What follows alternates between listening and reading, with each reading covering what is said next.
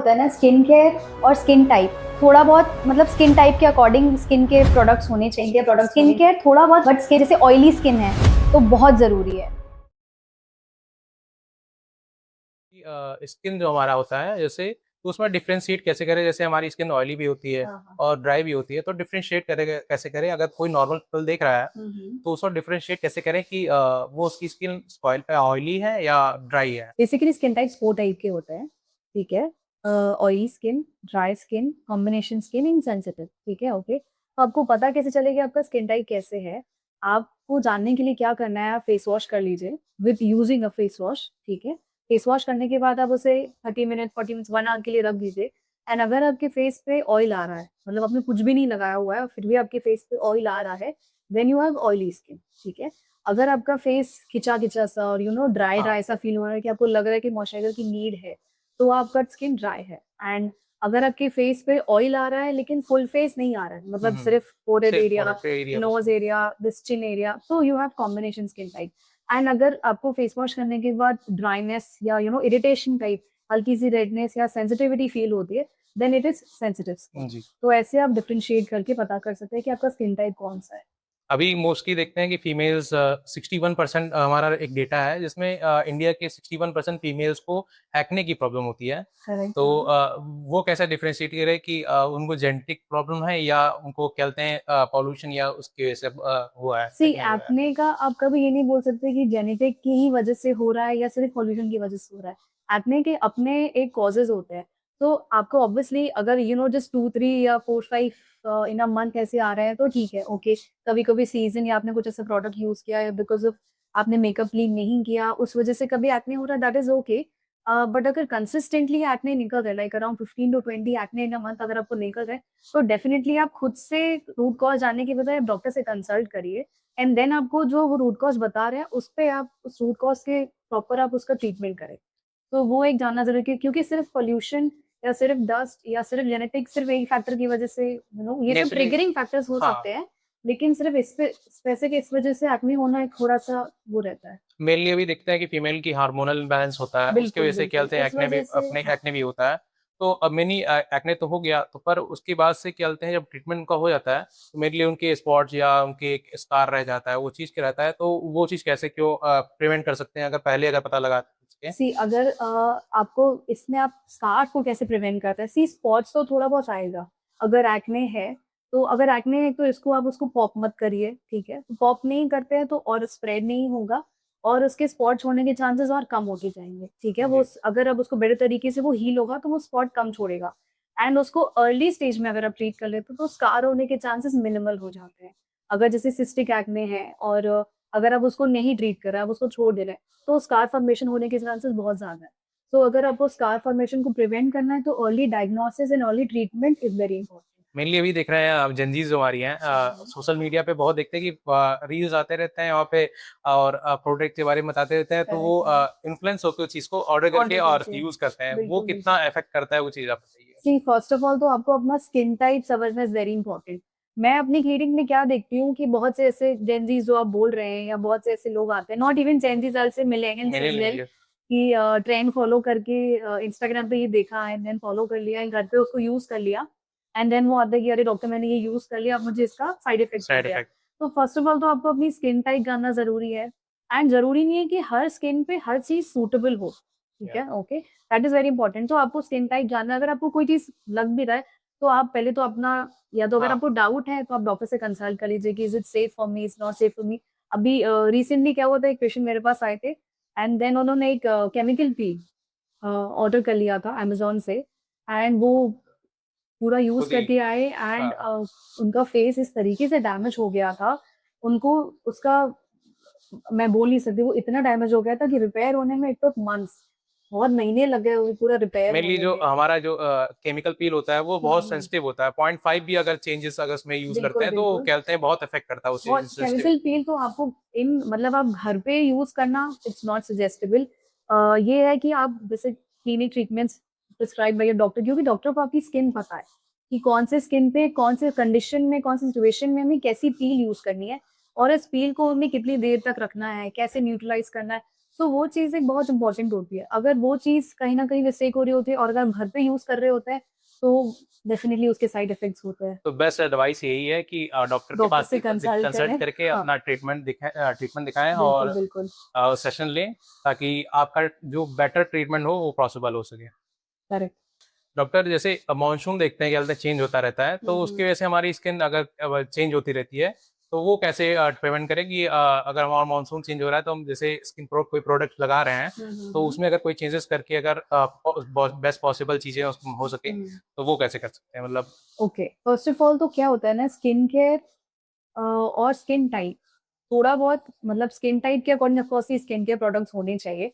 But skin care थोड़ा बहुत इस जैसे ऑयली स्किन है, ओके? तो मॉनसून स्किन में ऑयली हो जाएगा। तो नाउ देयर प्रोडक्ट्स, अब जो विंटर सीज़न में जो प्रोडक्ट्स यूज़ कर रहे थे, ज़रूरी नहीं है कि वो इस सीज़न में उन्हें सूटेबल लगेगा, हुँ। ओके? इस सीज़न में स्पेशली एक्ने प्रोन स्किन को बहुत ही minimal products, just moisturiser, basic moisturiser, sunscreen, face wash एकदम मिनिमल रखना चाहिए, तो ब्रेकआउट के चांसेस कम से कम हो।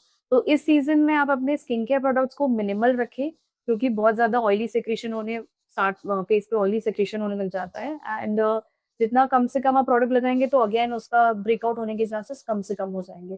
So this season keep it minimal. अभी देखते हैं कि जो हमारा स्किन केयर प्रोडक्ट सारे आते हैं, वो देखते हैं कि बहुत महँगे होते हैं, और बहुत सारी कंपनियाँ, मार्केट जो उसका वो है 3000 करोड़ का है मार्केट पूरा। तो उसमें कैसे बेस्ट सिलेक्शन करें कि हमें ये प्रोडक्ट लगाना चाहिए ताकि हमको बेस्ट रिज़ल्ट मिल सके? ओके, सो सी देखिए, ज़रूरी नहीं है कि आपको हमेशा एक्सपेंसिव प्रोडक्ट ही यूज़ करना है। अ, अब वो कंपनी है जो अपना प्रोडक्ट, क्योंकि कभी-कभी कुछ कंपनीज़ के प्रोडक्ट बहुत अच्छे होते हैं, तो वो उस अकॉर्डिंग अपना मार्केट रेट जो रखते हैं। बट ऐसा नहीं है कि उसका मतलब, अगर आप if you don't want to spend that much in your skin care, तो आप अपना बेसिक स्किन केयर भी लेकर के, ऐसा नहीं है कि बेसिक मतलब अफोर्डेबल रेंज में भी आपको बहुत अच्छे स्किन केयर प्रोडक्ट्स मिल जाते हैं। बट ज़रूरी नहीं है कि आपको ऑनलाइन ही खरीदना है। लाइक मैं अपने पेशेंट्स को भी ये सजेस्ट करती रहती हूँ कि rather than going for online online. आप परचेज़ कर रहे हैं या क्या है, आप मेडिकेटेड स्किन केयर यूज़ करिए, क्योंकि क्या होता है उससे आपका स्किन के एक तो क्या, डॉक्टर आपका स्किन एनालाइज़ कर लेंगे, एंड देन उस अकॉर्डिंग अगर आप यूज़ करते हैं प्रोडक्ट्स, तो वो आपको सूट भी करेंगे, उसके रिएक्शन के चांसेस भी कम होंगे, एंड अननेसेसरी आप पैसे नहीं वेस्ट करेंगे। जैसे सपोज़ आपने ऑनलाइन कुछ मँगा हाँ। लिया, वो आपकी स्किन टाइप पे सूटेबल ही नहीं है, तो फिर तो एट द न एंड योर किसी तरह मनी इज़ से फिर गेटिंग साइड वेस्टेड। इफ़ेक्ट्स उसके स साइड इफेक्ट्स नुकसान हो जाएँगे, फिर उसको रिकवर करने में रिकवर में आपके टाइम अलग लग पैसे जाएगा, अलग लगेंगे। पैसे लग हाँ, जाएँगे। करेक्ट। तो वो अपने स्किन टाइप के अकॉर्डिंग कंसल्ट करके and then you can purchase. तो जी। मिनिमल रेंजेस में भी, नॉर्मल रेंज में भी आते हैं प्रोडक्ट्स। देखते हैं कि बहुत सारे फ़ॉर्मूलाज़ आ गए हैं, जैसे विटामिन सी हो गया, नियासिनामाइड हो गया, तो इसमें डिफरेंशिएट कैसे करें कि बेस्ट पॉसिबल उनको क्या क्रिएट यूज़ यूज़ करें, करें? वो यूज़ ओके। कर सकें? हुँ। तो अगर एक्ने प्रोन स्किन है, तो अगेन वो they can use non comedogenic moisturiser, non comedogenic sunscreen, and niacinamide serum is safe for them, से ओके? जो ऑयल कंट्रोल को मतलब ऑयल कंट्रोल हाँ, में हेल्प करेगा, पिगमेंटेशन में भी काम करेगा। ड्राई स्किन है तो they can use a thick moisturiser, and serum, अगर पिगमेंटेशन कंसर्न है तो टिंटेड सनस्क्रीन्स यूज़ कर सकते हैं। लेकिन वो for vitamin C serums, and as per अगर बहुत ज़्यादा कंसर्न है, तो ट्रांसैमिक एसिड भी यूज़ कर सकते हैं। तो ये एक हाँ, मतलब अगर उनको नहीं कंसल्ट करना है या क्या है, तो ये एक सेफ मॉलिक्यूल्स है, वो यूज़ कर सकते हैं। बेसिकली भी देखते हैं डॉक्टर कि एंजाइटी और स्ट्रेस और नींद नहीं आने से हुँ। एक्ने भी प्रमोट हो पिंच होता है या उसमें प्रमोट होता है, तो बिल्कुल, उसमें बिल्कुल। उसमें आप ये बताइए कि पेशेंट को कि कैसे वो चीज़ हेल्प हो सकती है उसमें? ऐसे ठीक है। जभी भी आप नींद नहीं पूरी होती है, एंग्ज़ायटी होती है, तो अगेन आपका स्ट्रेस लेवल बढ़ जाता है। अगर आप सो नहीं पा रहे, तो again it is related to stress only, आप सो नहीं पा रहे। तो स्ट्रेस रिलेटेड एक्ने भी बिल्कुल होते हैं। अभी जैसे इस लाइफ़स्टाइल में हम देखते हैं कि those who are working a lot, मतलब जो बहुत ज़्यादा काम कर रहे हैं, नींद नहीं पूरी कर रहे हैं, तो उन्हें कहीं न कहीं ब्रेकआउट होने के चांसेस और बढ़ जाते हैं। अगर एक्ने प्रोन स्किन है, तो again the breakout chances will be more and more, अगर आप स्ट्रेस रिलेटेड हाँ, ये अगर आपका स्ट्रेस लेवल बहुत ज़्यादा है, तो ऑफ कोर्स वो चीज़ हो जाती है। तो इसका मतलब ये हुआ कि प्रॉपर नींद लेनी चाहिए 8 बिल्कुल, घंटे की। बिल्कुल 8 आवर्स अ, वही टाइमली हाँ, सोना सोना इम्पोर्टेंट है। इम्पोर्टेंट है। अगर आप लाइक आइडली अगर आप देखें, तो 10 ओ क्लॉक आपको सोना चाहिए। सो क्या होता है कि अगर आप 10 ओ क्लॉक सो रहे, सुबह 6 बजे उठ रहे, तो आपके हार्मोन्स क्या है, रेगुलेटेड हैं। That is important to sleep on time, and 7 to 8 hours you should take good enough अच्छी-सी स्लीप। अभी देखते हैं डॉक्टर कि कुछ अभी एक्ने का एक रिपोर्ट आया है, इसमें 13 एज के बच्चे भी ये कहते हैं एक्ने से प्रभावित हैं। हुँ, जैसे हुँ। उसमें चॉकलेट खा लिया या उनका शुगर लेवल हाई हो गया किसी तरह से, तो वो चीज़ कैसे प्रिवेंट करें कि बच्चों वो अवॉइड ओके। करें, क्योंकि 13 का एज जो अभी, टीनेजर्स हाँ, एज में टीनेजर्स का एज में एक्ने एक्ने भी होता हो है। रहा है। सी टीनेज एज में एक्ने यूजुअली क्या होता है, हार्मोनल चेंजेस की वजह से होता है। सिर्फ चॉकलेट खाने से नहीं होता हाँ, है। क्या होता है कि जभी भी आप शुगर खाते हैं, हाई ग्लाइसेमिक फूड लेते हैं या ऑयली फूड, जंक फूड, ये सब चीज़ें खाते हैं, तो ऑयल ऑलरेडी आपका फेस ऑयली हो रखा है। तो और इवन हार्मोनल चेंजेस में क्या होता है कि ऑयल का जो सेक्रेशन होता है वो बहुत बढ़ जाता है। तो हुँ, उस वजह से क्या होता है, पोर्स क्लॉग हो जाते हैं। पोर्स क्लॉग होने की वजह से ऑफ कोर्स वो ऑयल, डर्ट के कॉन्टैक्ट में जब आते हैं तो ब्लैकहेड्स बन जाते हैं।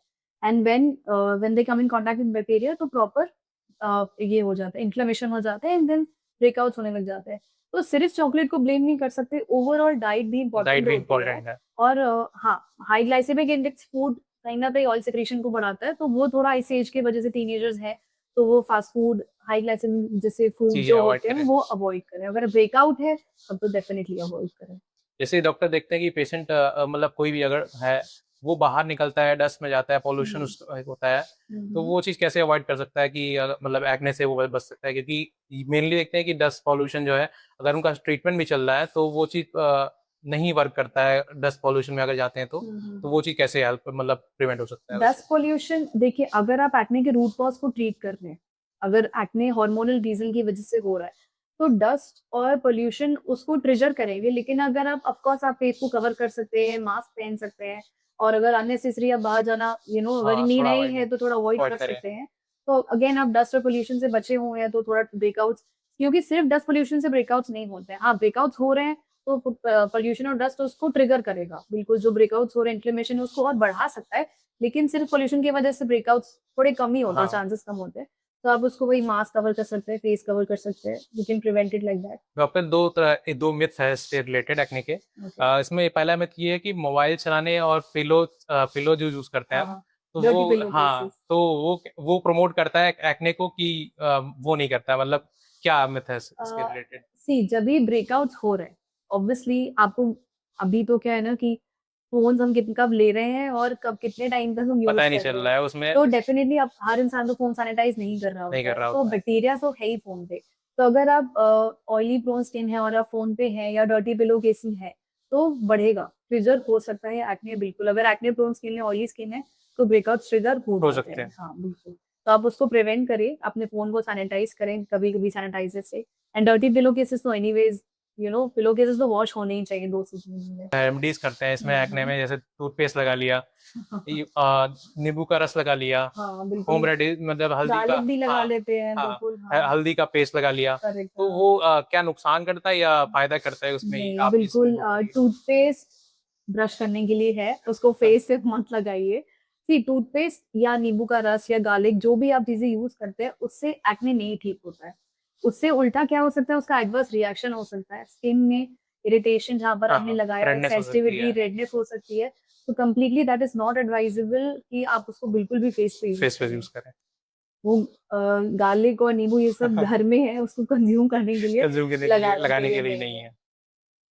डॉक्टर, आप बात करते हैं कि देखते हैं कि हेयर फॉल और बैडनेस हो रहा है इस समय। हुँ। Mostly mens 53 mens out of 100 कहते हैं बैडनेस और हेयर फॉल से प्रॉब्लम हो रही है। हुँ, हुँ। तो वो उनका रूट कॉज़ क्या है? वो उनको ठीक ट्रीटमेंट मिले, बेस्ट ट्रीटमेंट मिले इस मतलब इस चीज़ में? ओके। सी अगर कंसिस्टेंटली हेयर फॉल हो रहा है, 2-3 महीने हो गए हैं, आप हेयर थिनिंग नोटिस कर रहे हैं, आप अगर देख रहे हैं कि पार्टिशन वाइड होता जा रहा है, receding not in main only female में भी अगर पार्टिशन वाइड होता जा रहा है, रिसीडिंग हेयरलाइन हो रही है, then it's you should consult a doctor definitely. अगर आप उसमें और लेट करेंगे तो फिर बॉल्डनेस की तरफ आप मूव होते जा रहे हैं। अगर आप इनिशियल केसेस मतलब इनिशियल सिचुएशन में ही सही ट्रीटमेंट स्टार्ट हो जाता है, मैं ये नहीं बोलूँगी कि आप खुद से ट्रीटमेंट स्टार्ट कर दीजिए बिकॉज़ प्रॉपर हमें जानना ज़रूरी होता है। ये ब्लड टेस्ट होते हैं वो भी बहुत इम्पोर्टेंट है क्योंकि न्यूट्रिशनल डेफिशिएंसी की वज़ह से भी बहुत हेयर हाँ, फॉल होने ट्रिगर लग होता है। जाता है, बिल्कुल। तो वो करेक्ट अगर डायग्नोसिस नहीं होगा तो करेक्ट ट्रीटमेंट नहीं होगा। तो आपको उसका अगर आप ये चीज़ें नोटिस कर रहे हैं कि अगर 2-3 महीने हो गए हैं, कंसिस्टेंटली हो रहा है वो चीज़, तो डेफिनिटली आप कंसल्ट करिए, प्रॉपर जैसे डॉक्टर बोल रहे हैं उसको फॉलो करिए, ट्रीटमेंट करिए, then it can get better definitely. Doctor देखते हैं कि मानसून और बाकी चीज़ों से रिलेटेड भी हुँ, हमारे हेयर फॉल होते हैं। बिल्कुल। तो वो हो सकता है कि वो मौसम की वजह से हो रहे हुँ, हैं। हुँ, तो हुँ। वो कैसे डिफरेंशिएट करें कि हमारा ये बाल नहीं झड़ रहे हैं, वो नॉर्मली सी पॉल्यूशन की बाल वजह इस से? इस मौसम में झड़ते हैं। क्यों हाँ, क्यों झड़ते हैं? बिकॉज़ स्कैल्प हमारा बहुत स्वेटी हो जाता है एंड स्वेट में क्या होता है, बाल गीले हो जाते हैं, तो गीले होते हैं तो जल्दी खिंचते हैं, खिंचते हैं। ज्यादा खिंचते हैं, तो उस वजह से थोड़ा ज्यादा होता है। ओके, और अगर जैसे ये 2-3 महीने इस वेदर में रहता है, तो आप एक अच्छा सा सिरम यूज कर सकते हैं उस टाइम पे। तो अगर कंट्रोल हो रहा है तो ठीक है, अगर नहीं हो रहा है देन कंसल्ट करिए और कंसल्ट करिए, ट्रीटमेंट ट्रीटमेंट लीजिए। लीजिए। डॉक्टर देखते हैं सोशल मीडिया पे इसमें ऑनियन जूस, रोजमेरी हाँ। ऑयल हो गया, तो वो देखते हैं और तुरंत ऑर्डर करके और तुरंत मंगा लेते हैं और उसको यूज कर लेते हैं बिना किसी प्रिस्क्रिप्शन या किसी जानकारी के। तो वो उनको कैसे मतलब अफेक्ट कर सकता है इस चीज के? सी रोजमेरी ऑयल, एक वो मैं नहीं बोलूंगी कि बहुत ज्यादा उस पर रिसर्च हुई है। अगर माइल्ड, जैसे आप घर के नुस्खे कर रहे होते हो, अनियन और हेयर ऑयल और रोजमेरी हेयर ऑयल ठीक है, थोड़ा बहुत मैं बोलूंगी कि मिनिमल, जैसे थोड़ा बहुत हेल्प करता है। लेकिन अगर बहुत ज्यादा है तो डेफिनेटली आपको प्रॉपर सिरम्स की नीड है। अगर नॉर्मल सिरम्स है ये तो डॉक्टर बताएंगे कि मिनॉक्सी की हाँ, नीड है या कैसा क्या है। हाँ, अगर माइल्ड है तो आप घर में रोजमेरी ऑयल या I don't know onion hair oil works और नॉट, वर्क बिकॉज नहीं बहुत करता है। ज्यादा रिसर्च नहीं हुई है उस पे।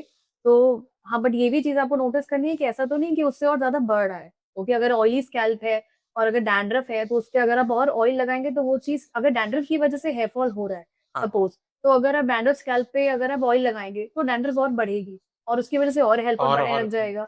तो ये भी हमें डिफरेंशिएट करना है कि कब हमें ऑयल यूज करना है करना है कि कब नहीं नहीं करना है। करना है। अब ये एक्चुअली क्या होता है, जनरली लोगों को नहीं पता होता है।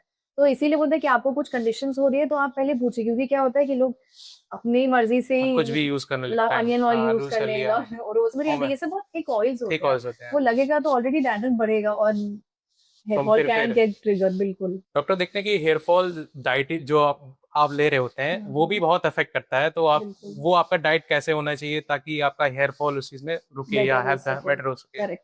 सी एक तो न्यूट्रिशन डेफिशिएंसी होती है, अगर जैसे अगर हम जिंक प्रॉपर नहीं ले रहे, प्रोटीन प्रॉपर नहीं ले रहे हैं, अच्छे से खाना नहीं खा रहे, या क्या होता है कि हम बहुत ज्यादा कैलोरी डेफिसिट करने लग जाते हैं, तो उन केसेस में भी, या कीटो डाइट कर रहे हैं तो उन केसेस में भी हेयर फॉल होने के चांसेस बढ़ जाते हैं।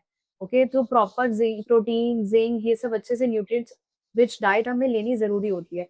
और अगर फिर भी अच्छा डाइट लेने के बाद भी अगर हेयर फॉल नहीं रुक रहा है तो प्रॉपर ब्लड टेस्ट होना जरूरी है। बिकॉज क्या होता है usually vitamin B12, vitamin D3, serum ferritin, इन सब का अगर डेफिशिएंसीज है बॉडी में, तो आप अच्छा डाइट भी ले रहे हो एंड सीरम्स भी यूज कर रहे हो, फिर भी वो इतना काम नहीं करेगा अनलेस अंटिल अगर हमने वो डेफिशिएंसीज को डेफिशिएंसी ट्रीट नहीं ट्रीट नहीं किया किया। हो तो that is also very important कि आप।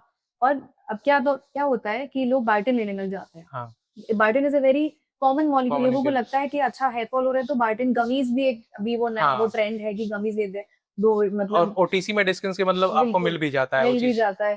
तो ऐसा नहीं, बायोटिन भी तब काम करेंगे ना जब बायोटिन डेफिशिएंसी होगी। अगर बायोटिन हाँ, डेफिशिएंसी नहीं हो रहा, बायोटिन ले ले जा जा रहे हैं रहे तो हैं, क्या? तो वो नहीं काम करेगा। तो प्रॉपर अगर अगर चल रहा है हेयर फॉल तो ब्लड टेस्ट होना जरूरी है, उस अकॉर्डिंग जो डेफिशिएंसीज होती है, डेफिशिएंसीज के लिए सप्लीमेंट्स चलते हैं एंड देन उस चीज को ट्रीट किया जाता है। बेसिकली भी देखते हैं डॉक्टर कि सबके सफेद बाल हो रहे हैं, कम एज में भी सफेद बाल हो रहे हैं। बिल्कुल बिल्कुल, वो हाँ। चीज क्या मतलब क्या ट्रिगर कर रहा है कि वो सफेद बाल उनका अर्ली एज में ही हो जा अर्ली रहा एज है? में हो रहा है।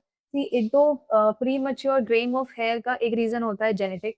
अगर आपके पेरेंट्स के बाल जल्दी ग्रे, मतलब जल्दी ग्रे हाँ, हो गए, तो वो एक रीजन है। तो उसमें क्या होता है, वो रिवर्स होना इज नॉट पॉसिबल। पॉसिबल नहीं है। ओके, न्यूट्रिशनल डेफिशिएंसीज की वजह से भी होता है, ऑक्सीडेटिव स्ट्रेस की वजह से भी होता है। तो डेफिनेटली आपको डाइट अपनी हमेशा से अच्छी रखनी है, good quality, good protein rich diet अच्छी रखनी है, rather than eating outside food all the time.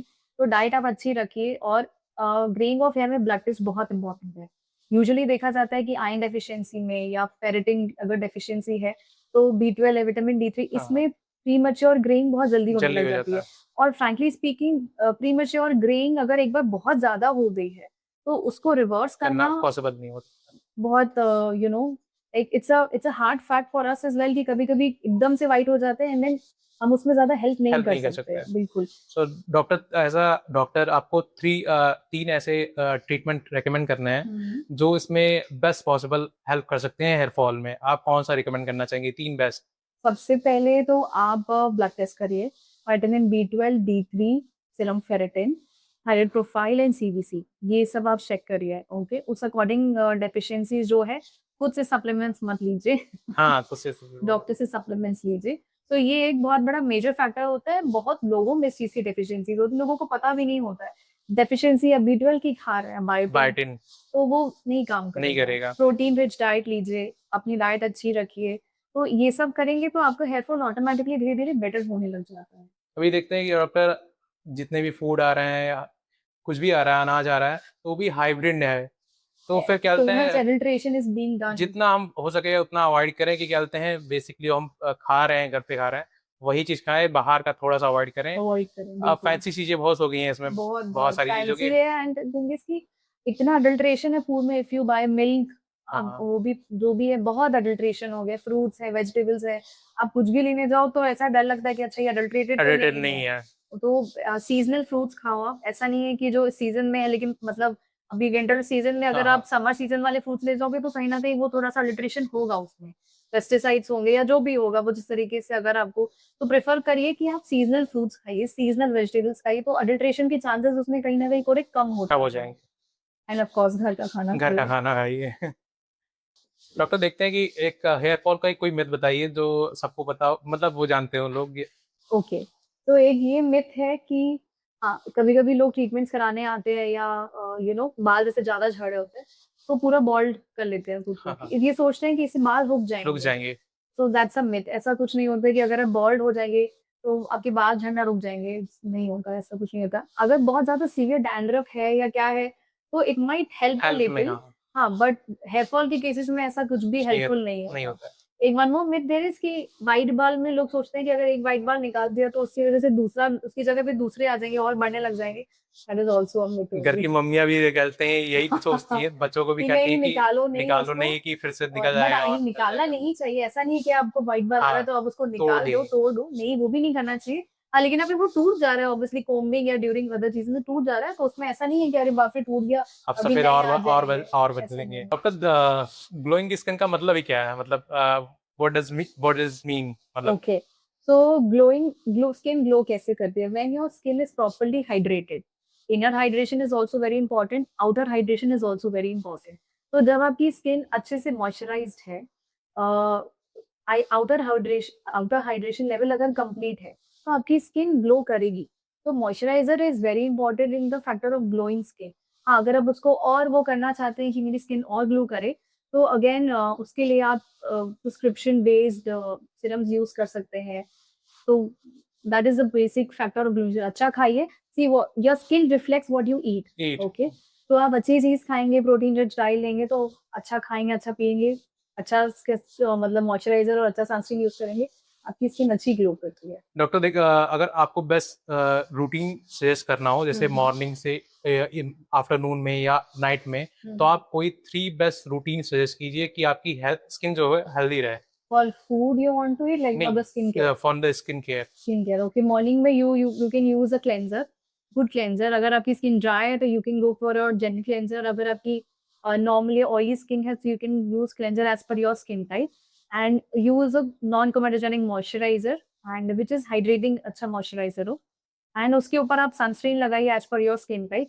तो एक ये बेसिक हो गया। और सनस्क्रीन को आप 2 टू 3 आवर्स में रिपीट करिए। रिपीट कीजिए। रिपीट करिए, that is very important. And रात में अगेन आप फेस वॉश करके you can just apply a plain moisturiser और एक बेसिक आप सीरम यूज़ कर सकते हैं। तो वो एक बेसिक स्किन केयर रूटीन है एंड आई थिंक वो कोई भी फॉलो कर सकता कर है। मैं सकता है। कोई इसमें कोई मेजर से टास्क नहीं है। तो this is a very basic which can be followed easily. Doctor देखते हैं कि सनस्क्रीन जो है डायरेक्टली नहीं अप्लाई करते हैं, उसके पहले मॉइस्चराइज़र अप्लाई करते हैं, तो वो ज़रूर मतलब किस तरह से आप अप्लाई करना चाहिए कि पहले ही अप्लाई कर देना चाहिए या बाद में अप्लाई करना चाहिए? सी फर्स्ट अगर आप सनस्क्रीन मॉइस्चराइज़र दोनों अप्लाई कर रहे हो, तो पहले मॉइस्चराइज़र अप्लाई करना चाहिए देन सनस्क्रीन अप्लाई करना चाहिए। बट ये है कि sunscreen why is this reason? क्योंकि जब आप सनस्क्रीन ऊपर से अप्लाई करते हैं, तो अच्छे से अप्लाई हो जाता है बिकॉज़ हाँ, अगर आप पहले सनस्क्रीन फिर ऊपर से मॉइस्चराइज़र लगाएँगे तो कहीं न कहीं सनस्क्रीन अच्छे से काम नहीं कर पाएगी या कहीं न कहीं थोड़ी-सी हट सकती है, ओके? तो इसलिए हम पहले मॉइस्चराइज़र लगाते हैं, तो स्किन पहले से अच्छे से हाइड्रेट हो जाती है एंड देन उसके ऊपर से आप प्रॉपर अच्छी गुड 2 हाँ। फिंगर सनस्क्रीन लेकर के एंड देन उसको आप प्रॉपर अपने फेस एंड नेक पे अप्लाई करिए, इवन ईयर्स, आईज़ के पास पूरा अप्लाई करना डॉक्टर चाहिए। देखते हैं कि सनस्क्रीन सिर्फ टैनिंग के लिए इस्तेमाल करना चाहिए कि या हाइड्रेशन के लिए, क्योंकि वो भी चीज़ है कि धूप में जाते हैं तो टैनिंग होता है, उसके बचने के लिए सिर्फ सनस्क्रीन लगा लिया हुँ। या और भी चीज़ें इसमें हेल्प करती हैं? तो एक तो पहले ये होता है ना कि लोगों को ये इस चीज का डाउट रहता है कि सनस्क्रीन सिर्फ जब बाहर निकल रहे हैं हाँ सिर्फ तब लगानी है, और या बट ऐसा नहीं है। Okay, first of of course sunscreen tanning में तो हेल्प करती है। Sunscreen should be applied every day, sunscreen आपको रोज रोज लगानी है। लगानी है। नो मैटर बाहर ठंड है, नो मैटर बाहर बारिश पड़ रही है या धूप है, उससे मतलब नहीं है, आप रोज सनस्क्रीन लगाइए। लगाइए। क्योंकि घर में भी अगर आप हैं तो क्या विंडोज है ऑफ कोर्स, और सनलाइट कांटेक्ट कहीं ना कहीं होता ही होता है, रहता है। तो वो पिगमेंटेशन को बढ़ा सकते हैं या सन डैमेज कहीं ना कहीं हो सकता है। प्रमोट कर सकता ओके, है। तो इसलिए सनस्क्रीन आपको रोज लगानी है, और पहले मॉइस्चराइजर एंड देन सनस्क्रीन से क्या होता है, अच्छा हाइड्रेशन होता है। Hydration। नहीं आपको मॉइस्चराइजर लगाना है तो आप डायरेक्टली सनस्क्रीन भी लगा सकते हैं, नॉट एन इशू। हाँ, you can use a hydrating sunscreen, आप अच्छा अपने स्किन टाइप के अकॉर्डिंग सनस्क्रीन ले सकते हैं। तो ऑफ कोर्स आप सिर्फ सनस्क्रीन भी लगाएं मॉर्निंग में, एंड रात में you can just apply moisturiser, that is also good enough. इतनी सनस्क्रीन जो लगाते हैं और मॉइस्चराइजर लगाते हैं तो अमाउंट नहीं पता होता है कि कितने लगाने होते हैं। Correct correct. तो वो क्या अमाउंट, कितने अमाउंट होगा कि वो लगा कितनी सकते हैं, क्वांटिटी में क्वांटिटी में लगा लगाना सकते हैं? चाहिए? ठीक है। ओके, ये एक बहुत इंपॉर्टेंट क्वेश्चन है, I would like to answer this question, क्योंकि बहुत से ऐसे लोग होते हैं जिन्हें नहीं पता कि सनस्क्रीन आइडली कितनी यूज कितनी करनी यूज करनी चाहिए। है? ओके, और कितना मॉइस्चराइजर यूज करना है, कितना फेस वॉश यूज करना है, सीरम कितना यूज करना है, सनस्क्रीन कितनी यूज करनी है। तो first will talk about sunscreen. आपको ये 2 फिंगर प्रॉपर सनस्क्रीन लेकर के and then you to apply on your face and neck. आप उसको अपने फेस एंड नेक पे अप्लाई करिए सनस्क्रीन को, तब जाकर के you can get better proper protection. तो दैट इज इम्पोर्टेंट। अभी इतनी सी सनस्क्रीन यूज करेंगे और सोचेंगे प्रॉपर कि अगर अप्लाई ना हो। टैनिंग नहीं हाँ। होगा तो नहीं, इतना क्वांटिटी यूज करेंगे तब जा करके आप टैनिंग से प्रिवेंटेड होते हैं। डॉक्टर देखते हैं कि ड्यूरेशन जैसे होता है कि 4 घंटे बाद फिर से रीअप्लाई करना रहता है, वो क्या हम्म है कि वो 24 घंटे चलता है कि सनस्क्रीन यूज, मतलब आपको मिलेगा, रिजल्ट मिलेगा या 4 घंटे तक? Okay, see sunscreen 2 to 3 hours में रीअप्लाई करने को क्यों बोलते हैं, क्योंकि स्वेटिंग हो रही है ऑफ कोर्स, सनस्क्रीन हाँ। क्या है, स्वेट के ड्रिप ऑफ हो गया, वो हट गया, या कभी कभी हम हाथ ऐसे कर रहे हैं ऐसे कर रहे हैं, टच करते हाँ, रहते हैं, तो ऑफ कोर्स वो हट जाएगा, है ना। तो इसीलिए भी से कि आप उसको रीअप्लाई करें टू टू रीअप्लाई थ्री करना है। आवर्स में, कि अगर आप जैसे बाहर निकल रहे हैं क्या है, तो आप उसको 15-20 मिनट्स पहले आप उसको रीअप्लाई करिए, तो दैट इज इम्पोर्टेंट। आज तो आज तक मतलब जो अभी आ रही है, इस पे स्प्रे स्प्रे बॉटल्स आते सनस्क्रीन, हैं, हाँ सनस्क्रीन हाँ हाँ, आती हैं। That is good for reapplication. जैसे हाँ आपने एक बार प्रॉपर 2 फिंगर अप्लाई कर दिया, अब आप बाहर बीच वेकेशन पे हैं, तो बार बार हाँ, इतना अप्लाई निकालना करना, फिर आपने लगाई। मेकअप कर रखा है, हाँ। तो उसके ऊपर अगेन आप प्रॉपर सनस्क्रीन, तो अगर आप वेकेशन पे हैं या ट्रैवल कर रहे हैं, तो आपने बट फर्स्ट ऑफ कोर्स आप वैसे लगा लीजिए, एंड देन उसके अगर आपको रीअप्लाई करना है तो स्प्रे वाला sunscreen is good for reapplication. आप बॉडी पे भी उसको रीअप्लाई कर अप्लाई कर सकते हैं, सकते हैं, इजीली फेस अप्लाई हो पे भी जाता है। वो इजीली अप्लाई हो जाता है। तो डॉक्टर देखते हैं ग्लोइंग स्किन या हेल्दी स्किन, आप क्या प्रेफर करती हैं कि ग्लोइंग स्किन होना चाहिए, हेल्दी स्किन होना चाहिए? जी, अगर हेल्दी स्किन है, स्किन अगर वेल हाइड्रेटेड है, अच्छे से आप खाना खा रहे हैं, अपना basic moisturiser skin care basic moisturiser और सनस्क्रीन और प्रॉपर क्लेंजर का रूटीन फॉलो कर रहे हैं, तो आप और बहुत ज्यादा एक्टिव्स नहीं यूज कर रहे हैं, तो अगर आपका स्किन हेल्दी है तो वो अच्छा ग्लो करेगा। Okay, and healthy skin is important. Glow तो क्या है, वो मेकअप से भी आ मेकअप जाता से भी आ है, जाता तो है। Obviously healthy skin is important, और हेल्दी स्किन अचीव करने के लिए you have to go for good diet, good sleep, good skin care routine, अच्छा रूटीन होना चाहिए। तो तीनों ही चीजें कंबाइन कंबाइन होना करके चाहिए। देन आपको एक ये हेल्दी स्किन मिलती है, and healthy skin automatically glow करती है। डॉक्टर देखते हैं कि पिगमेंटेशन और पिगमेंटेशन होता है, तो वो कॉमन क्या कॉज क्या है कि एक तो pigmentation, photo damage, photo tanning, मतलब टैनिंग जिससे हम बाहर निकलते हैं, सनस्क्रीन नहीं लगाते, वेरी कॉमन कॉज ऑफ ये हार्मोनल की वजह से भी हो सकती है, हार्मोन जैसे मेलाज्मा में हो हाँ, मैंने आज जाता है, इमेजिन। सन डैमेज हो जाता है, तो वो स्ट्रेस ऑफ कोर्स उस चीज़ों को ट्रिगर कर जाता है कहीं ना कहीं। तो ये सारे रीजंस होते हैं पिगमेंटेशन की, मेलानिन का प्रोडक्शन बढ़ जाता है, uneven distribution of melanin cells होने लग जाता है, तो कहीं ना कहीं उस वजह से पिगमेंटेशन होने लग जाता है। तो these are the causes of pigmentation which you can, मतलब ब्रॉडली आप उसको एक बोल सकते हैं कि अच्छा ये कारण होते हैं पिगमेंटेशन के। डॉक्टर इसमें बेस्ट ट्रीटमेंट क्या होगा कि इसमें, एंड अगर किसी को पिगमेंटेशन या एंटी एजिंग एजिंग हो रही है, तो बेस्ट कोई ट्रीटमेंट है जो ये मतलब हेल्प करता है उसमें, इस चीज में? ओके, सी अगर पिगमेंटेशन या एंटी एजिंग, अगर एंटी एजिंग में first will talk about pigmentation. अगर पिगमेंटेशन है, माइल्ड है, ओके, स्टार्टिंग है, तो of course creams and serum से it can get better definitely. But अगर बहुत ज्यादा है तो sometimes we can use chemical peelings और lasers, depending on the situation and the condition of the condition of patient. Pigmentation. एक ही तरीके की पिगमेंटेशन में हर तरीके, मतलब नॉट जैसे कंडीशन है वैसा उसका ट्रीटमेंट होना ट्रीटमेंट होना चाहिए। चाहिए। ऐसा नहीं है कि अगर मेलाज़मा है तो उसमें ये स्पेसिफिक चीज़ काम करेगी ही करेगी। अब melasma is such a complicated thing जिसमें बहुत सारे ट्रीटमेंट्स मतलब बहुत सारे ट्रीटमेंट्स मतलब अलग-अलग फैक्टर्स को कंसिडर कंसिडर करके करके उसको ट्रीट करना पड़ता है। Because it's a very challenging thing. और फोटो टैनिंग है तो उसमें अगर ऑफ कोर्स सनस्क्रीन यूज़ करनी है तो एज़ पर जैसी सिचुएशन है उसके अकॉर्डिंग ट्रीटमेंट ज़रूरी है। अगर माइल्ड है तो क्रीम्स और सीरम से ट्रीट किया जा सकता है, लेकिन अगर बहुत ज़्यादा है तो कहीं न कहीं आपको ट्रीटमेंट्स की हेल्प लेनी पड़ सकती है। डॉक्टर देखते हैं मार्केट में ग्लूटाथियोन करके एक कंपोजिशन मॉलिक्यूल आता हाँ, है। हाँ, हाँ। वो कहते हैं कि अगर उसको खाने से आपकी ग्लोइंग तो बढ़ती ही बढ़ती है, आपका एजिंग जो है रुक जाता है या कुछ हो जाता है। तो क्या मिथ है उसका? नहीं, एजिंग नहीं रुकता है, दैट्स अ मिथ। एजिंग तो होगी ही होगी। See glutathione is a component it's a master antioxidant. अगर आपने वो रिसर्च आपको पता ही होगा हाँ, मास्टर एंटीऑक्सीडेंट क्यों उसको बोलते हैं? क्योंकि सी ग्लूटाथियोन हमारी बॉडी प्रोड्यूस करती है, ओके, ठीक है। लेकिन ऑफ कोर्स इतना नहीं होता है कि हमारी बॉडी में ऑक्सीजन स्ट्रेस है, तो उसको वो उतना नहीं फाइट कर फैट पाता है। फैट पड़ती है। तो इसलिए कभी-कभी सी जनरली क्या होता है हम सबको नहीं देते, ओके। इसमें नीडेड होता है उसमें देते हैं, ओके। एंड देन जैसे एक्सटर्नली लिया तो उसका टाइमिंग रिजल्ट रहता है। बट एक तो ये भी मिथ है कि अगर आपने एक बार ग्लूटाथियोन ले लिया तो आप इट इज हाँ, परमानेंट। परमानेंट के लिए। नहीं, ऐसा नहीं होता है, दैट्स अ मिथ। और आप जब तक ग्लूटाथियोन ले रहे हैं उसका रिजल्ट तब तक ही तब तक रहेगा। रहेगा, आप उसको छोड़ देंगे अगेन यू तो फिर से वो कंज्यूम करें नहीं मतलब करना आपको ये है कि वो टेम्परेरी उसका रिजल्ट टेम्परेरी के रहता लिए। है। देखते हैं कि केमिकल फील हो गया, बोटॉक्स हो गया, फिलर लेते हैं, तो वो कब ज़रूरी होता है? मतलब किस टाइम को आपको नीड लगती है कि कराना चाहिए? हुँ। Okay chemical peels, lasers, botox, fillers not necessary for everybody. वही मैंने बोला कि सिचुएशन के अकॉर्डिंग हम डिसाइड करते हैं। अभी कभी-कभी सामने से आके बोलते हैं कि मुझे ये वाला केमिकल फील केमिकल करना है, गिरना है, बट नहीं है। अगर ज़रूरत नहीं है तो नहीं तो नहीं करना करते है। हैं, हाँ। जो आपको नीड होगी इसीलिए बोलते हैं कि आप डॉक्टर से कंसल्ट करिए, आप उसको खुद से नहीं यूज़ करिए। तो डॉक्टर आपको बताएँगे कि आपको नीड है कि नहीं है। Even for Botox and fillers कभी-कभी क्या होता है कि पेशेंट हमें बोलते हैं कि नहीं मुझे ऐसा वाला ऐसा करना है। चाहिए, मुझे स्किन पे ऐसे सैगिंग स्किन हो रही है, एजिंग स्किन हो रही है, तो मुझे ऐसा चाहिए। तो वो एक गलत है क्योंकि आपका जो रहेगा वो वैसा ही रहेगा। आप किसी और की एक्सपेक्टेशंस पे वो हाँ, रिज़ेम्बलेंस पे नहीं नहीं करना करना चाहिए। चाहिए। तो उस टाइम पे इट्स आवर रिस्पॉन्सिबिलिटी टू से नो। और हम तो वो ये भी होता है कि जैसी नीड्स होती है वैसा उसका ट्रीटमेंट ट्रीटमेंट होता होता है। है। हाँ, तो नॉट नेसेसरी कि हर इंसान को वो चीज़ चाहिए ही चाहिए, ज़रूरत है। डॉक्टर पिगमेंटेशन को लेकर एक कोई मिथ हो अगर आपके पास हो तो सजेस्ट करिए, बताइए ओके। मतलब? पिगमेंटेशन को लेकर के नॉट एग्ज़ैक्टली पिगमेंटेशन क्योंकि ऑब्वियसली सनस्क्रीन पिगमेंटेशन को प्रिवेंट करती है और उसमें ये ज़रूरी होती है बहुत ज़्यादा। तो सनस्क्रीन को लेके एक मिथ है कि पीपल बिलीव कि आपको ठंड में सनस्क्रीन नहीं यूज़ करनी चाहिए तो सब सनलाइट कम हो हाँ, जाती हाँ। है या बारिश पड़ रही है तो सनस्क्रीन की नीड नहीं नहीं है, है, ऐसा नहीं है।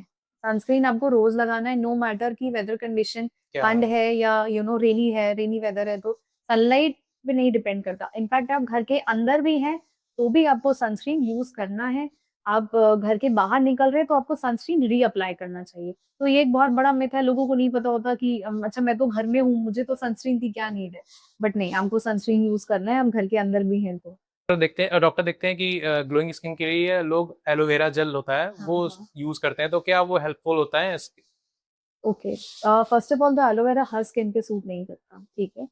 क्योंकि कभी-कभी क्या होता है कि लोग ये जो प्लांट आता है, हाँ, उसको डायरेक्टली तोड़ डायरेक्टली करके तोड़ कर लगा लाते लेते हैं, हैं और जिनको अगर एक्ने प्रोन स्किन है, अभी वो प्लांट कब वॉश हुआ है, पता ही नहीं है। नहीं पता, उसमें डस्ट लगी हुई है। तो ऑफ कोर्स अगर आपने एक्ने प्रोन स्किन है, आपने लगा लिया, तो कहीं न कहीं उससे थोड़ा बहुत एक्ने ट्रिगर होने के चांस हुए। एलोवेरा हाइड्रेशन में हेल्प कर सकता है, स्किन को थोड़ा सूद कर सूट सकता कर है, सकता है। But the correct aloe vera has to be used. वो पत्ती तोड़ करके हाँ, लगाना डायरेक्टली अप्लाई करना तो इज़ नॉट हेल्पफुल बेसिकली। और अगर आप करेक्ट एलोवेरा यूज़ करें, तो वो भी आपको हाइड्रेशन और सूदिंग इफेक्ट देगा। हाँ, बट एग्ज़ैक्टली अगर बोले कि उससे ग्लो आ जाएगा, तो एक तरह का थोड़ा-सा वैसे ही हाँ, एक मतलब आई विल नॉट से कि बहुत अब वो ग्लो हो होगा। जाता है, लेकिन नहीं, वो नॉर्मल बस एक थोड़ा हाइड्रेशन में हेल्प करेगा। डॉक्टर कुछ इंस्टाग्राम मिथ्स हैं और ओके, फैक्ट हैं, तो आप इसमें डिफरेंशिएट करिएगा कि ये मिथ है या फैक्ट है। Sure, sure. जैसे आइस लगाने से पिंपल के जो पोर्स होते हैं, वो ठीक हो जाते हैं कि नहीं ठीक होते हैं? अच्छा, okay. See there are 2 things, okay. जब आपको पिंपल्स है, एक्टिव हाँ, पिंपल्स हैं, तो आप icing not not directly on the pimple, आप एक क्लीन कपड़े में, क्लीन क्लॉथ में जो आइस क्यूब डाल करके उसको हल्का-सा ये करते हैं, तो वो इन्फ्लेमेशन जो है वो थोड़ा-सा काम डाउन हो जाता है। हुँ, हुँ। बट पोर्स में हेल्प नहीं करता। ओके, अगर आप सोचे कि आइसिंग करने से हमारे पोर जो क्लोज है। पोर्स हैं वो हाँ पहली बात तो क्लोज होते ही नहीं है, हाँ वो तो हाँ। एक नेचुरल चीज है, उसको हम क्लोज कभी नहीं कर सकते। तो पोर्स आपके कभी क्लोज नहीं होते, और आइसिंग करने से अगर आप बोले कि आपकी पोर्स का साइज श्रिंक स्ट्रिंग हो हो रहा जाए है या क्या हो जाए, तो वो अगर आप होता भी तो वो टेम्पररी होता हाँ है, कुछ टाइम के लिए कुछ होता है। फ्यू आवर्स के लिए अगर आपको लगा तो वो हुआ, बट दैट्स टेम्पररी, ऐसा नहीं होता। डॉक्टर राइस वाटर और कॉफी स्क्रब देखते हैं कर लगाते हैं ये लोग, तो वो नेचुरली ग्लास स्किन में ग्लो मिलता है कि वो ऐसे लगाते हैं, मिथ या fact? Rice water and what you said? Coffee scrub लगाते हैं कॉफी कॉफी का। स्क्रब ऑन फेस और हाँ body? Face on face. Rice water face पे लगाते हैं? हाँ राइस अच्छा, water. Okay. Rice water, okay, मतलब कहीं ना कहीं थोड़ा सा हाइड्रेशन लेवल देगा। स्क्रब आई नेवर से कि आप स्क्रबिंग करिए फेस पे, बिकॉज स्क्रबिंग से कहीं ना कहीं आपका थोड़ा सा स्किन का बैरियर डैमेज होने के चांसेस होते हैं।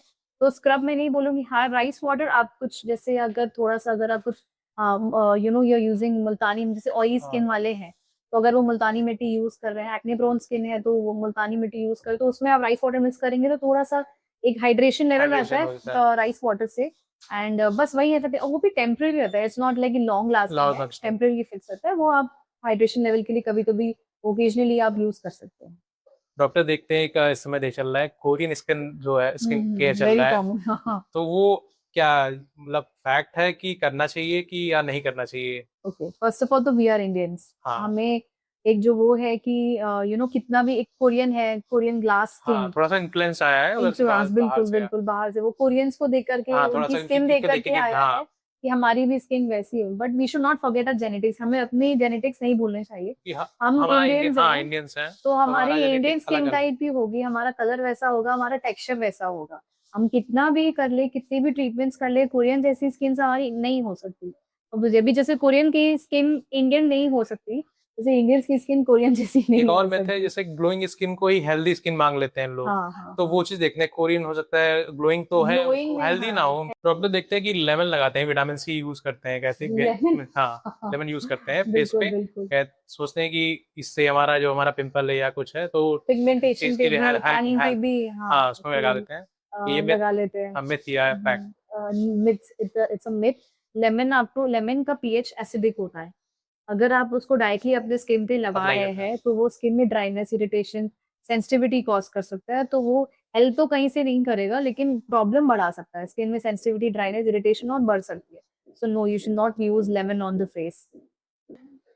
डॉक्टर देखते हैं हमारा यंगर जनरेशन है, उनको आप क्या एक एडवाइस देना चाहती हैं, क्योंकि वो सोशल मीडिया का भी यूज करके और बाहर चीजें भी बहुत सारी चीज यूज करके अपना इन्फ्लुएंस होके इस चीज को अपना स्किन केयर खराब कर लेते हैं, तो आप वो उनको बेस्ट क्या एडवाइस देना चाहती हैं जो हमारा यंगर ग्रुप है? ओके, तो फर्स्ट ऑफ ऑल तो मैं एडवाइस ये देना चाहती हूँ कि सबसे पहले तो आप अपना स्किन टाइप समझिए, उस अकॉर्डिंग अपना प्रॉपर स्किन केयर फॉलो करिए, एंड अपने स्किन केयर को मिनिमल रखिए, like a basic moisturiser, good sunscreen and good cleanser as per your skin type, वो बहुत जरूरी है। Don't go for 10 step skin care routine, that's really not necessary. और अगर यंगर स्किन मतलब या जो भी टीनेजर एजेस या जिस भी एज में आपको अगर आप बहुत ज्यादा एक्ने ब्रेकआउट्स हो रहे हैं, तो डेफिनेटली डॉक्टर से कंसल्ट करिए। घर के नुस्खों से ज्यादा डॉक्टर की डॉक्टर से ट्रीटमेंट पे बिलीव करिए, उनसे कंसल्ट करिए और प्रॉपर ट्रीटमेंट करिए, ताकि आगे जाकर के आपको स्कारिंग वगैरह का इश्यू जैसे होने नहीं लग होता जाता है, है, वो हाँ कम से कम कम से हो। कम हो। And keep it minimal and keep it effective, that's